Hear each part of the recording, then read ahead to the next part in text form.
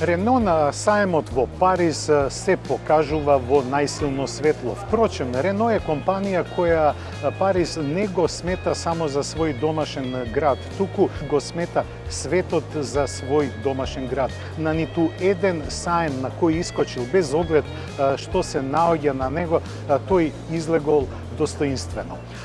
Рено групацијата во Париз покажува дури 7 новитети, 5 продукциски и 2 концепт автомобила.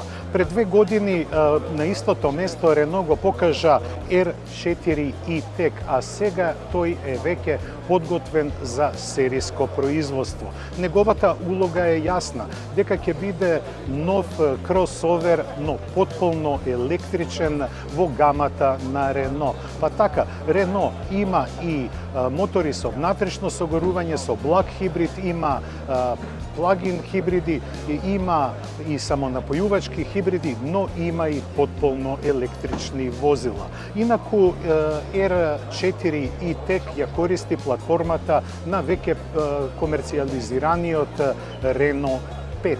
Неговиот шарм се враќа во средината на минатиот век, кога овој автомобил не само што ги магепса француските селани, туку го магепса целиот свет.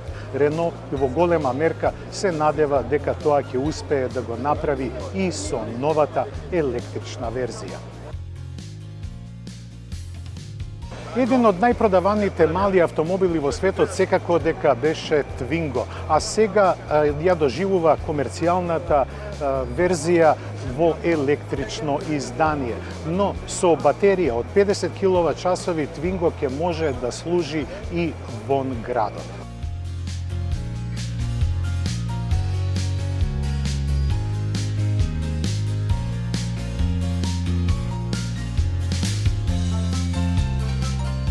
Рековме дека Рено има и студија, тоа е наречена емблема. По незината форма се гледа дека Рено повторно се враќа на лимузините, а што се однесува до погонот, тој е хибриден, но користи електричен мотор кој има голема батерија и погон на горивни келии водородни. Зошто е тоа така? Бидејќи Рено сака да направи еден нов помак во моторизацијата.